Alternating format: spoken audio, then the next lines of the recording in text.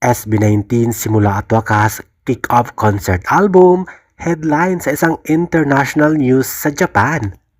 Welcome to my channel, my showbiz corner. Viewers, supporters, subscribers. Headline ng SB19 sa kanilang kick-off concert album sa isang Japan publication, Yusin Encore.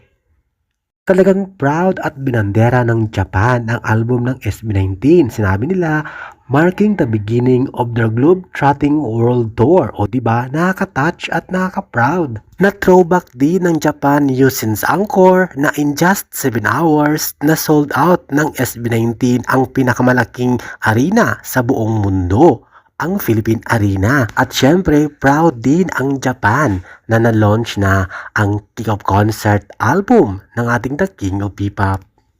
Narito pa ang laman ng articles. Mixing and mastering was handled by Rad Kids and live arrangement were handled by Jem Florindo.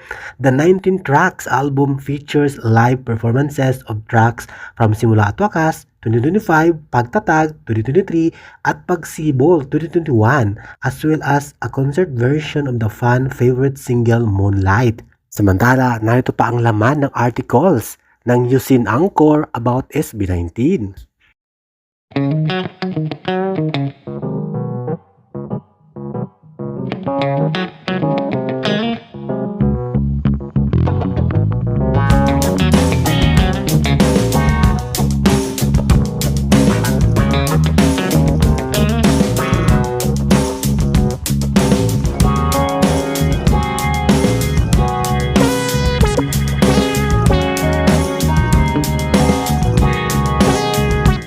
Thank you for watching, guys. See you in the next video and update. Please like and subscribe to my channel. Keep watching. God bless everyone, and always remember, be yourself and be a good one.